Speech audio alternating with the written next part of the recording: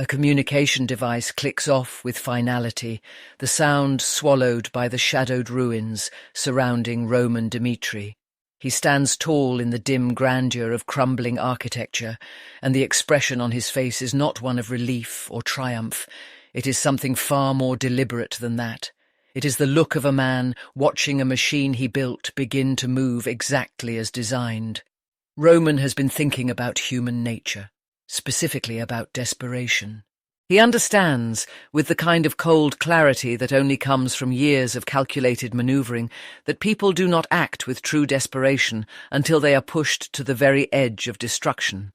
Comfort breeds complacency.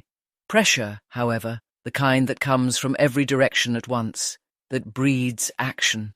And Roman has made sure that the pressure on the Valhalla Empire is now arriving from every conceivable angle.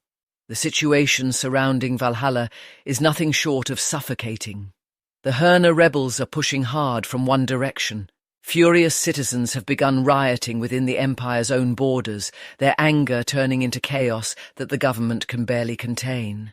Roman's allied forces are massed and organized in the north, a disciplined military threat ready to strike. And stationed along the Western Front, the Kingdom Alliance waits, another wall of iron closing in. Valhalla is not simply under pressure, it is being crushed. But Roman didn't stop there. The most devastating part of his strategy isn't the armies outside the gates, it's the rot he has cultivated from within. Traitors now exist at the highest levels of Valhalla's nobility. Duke Vieto and Marquis Belfier, men who once swore their allegiances to the Empire, have already been turned.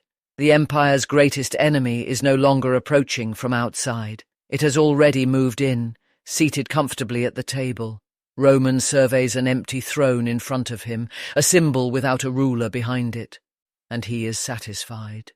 The board is set. Every piece is in position.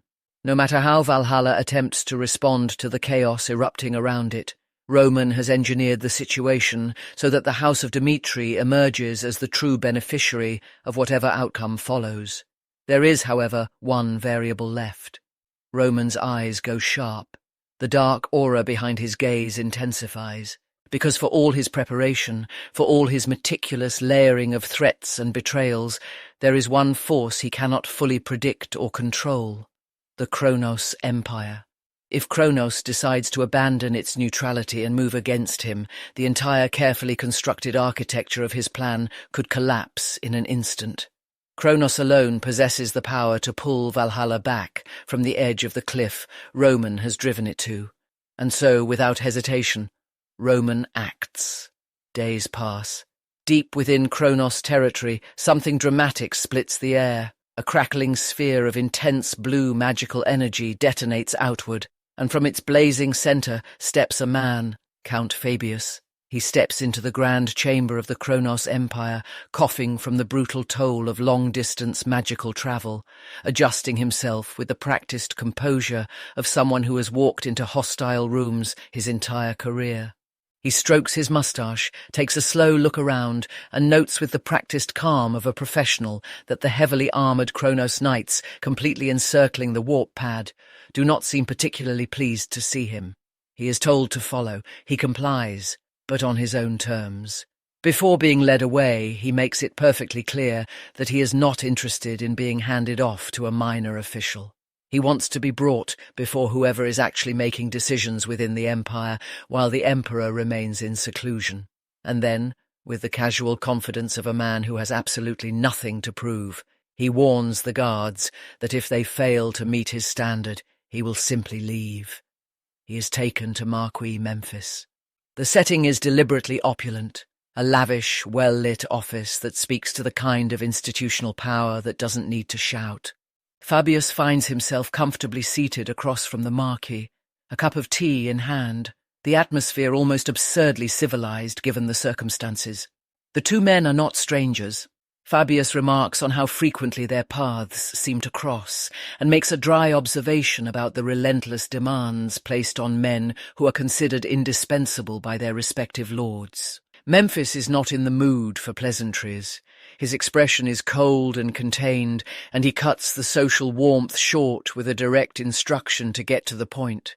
Fabius, unbothered, obliges.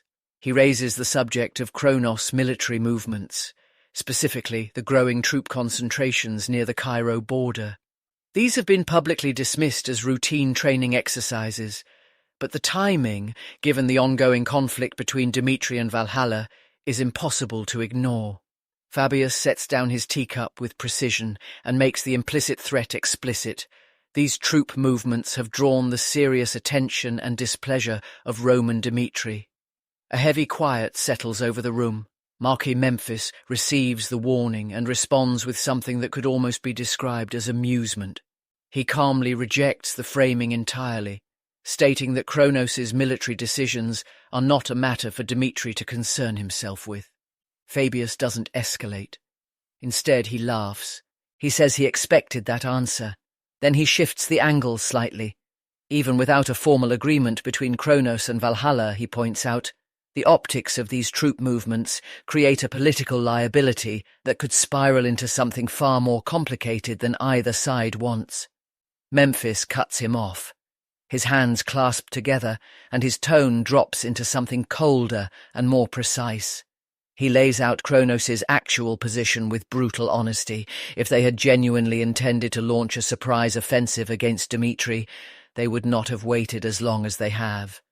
And then he drives the real point home. Dmitri is no longer a nation that requires cautious, elaborate manoeuvring to deal with. The bluntness catches Fabius slightly off guard. He recovers quickly, noting dryly that professionals find extreme directness deeply uncomfortable. But internally, Fabius is processing something important. The truce between Dmitri and Kronos is not peace. It is a pause.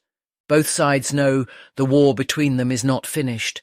It has simply been set aside, while other matters take priority. That pause is precarious. And the ease with which Memphis is handling this meeting tells Fabius something about what Kronos is really planning. He leans forward and names it directly. He asks Memphis if Kronos is simply buying time, and suggests that the Marquis's relaxed posture in the middle of such a tense situation is practically a confession. And then Fabius delivers Roman's final message. Regardless of what Kronos truly intends, the moment the Empire makes any aggressive move, Dmitri will respond, immediately and without mercy. Roman's presence seems to darken the air between them as the ultimatum lands. Memphis does not react with offence. He laughs, genuinely. He praises Fabius, calling his reputation for sharp persuasion well earned. Then he stops laughing, and with a single raised finger he gives Kronos his formal commitment. The truce holds. The Empire will actively scale back its border movements and is prepared to reduce troop numbers to satisfy Dmitri's concerns. The guarantees are larger and more concrete than Fabius likely expected. But Memphis isn't finished. He fixes Fabius with a piercing look and asks why a man of his reputation, a man famous throughout the region for his shrewdness, not his recklessness, would willingly walk into what is essentially enemy territory on a diplomatic errand with no military backing. Fabius stands.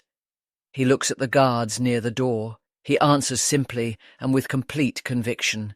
He is here because Roman Dmitri needed him here. And that, he implies, is reason enough. He turns, thanks Memphis for the tea, and walks out the door without looking back.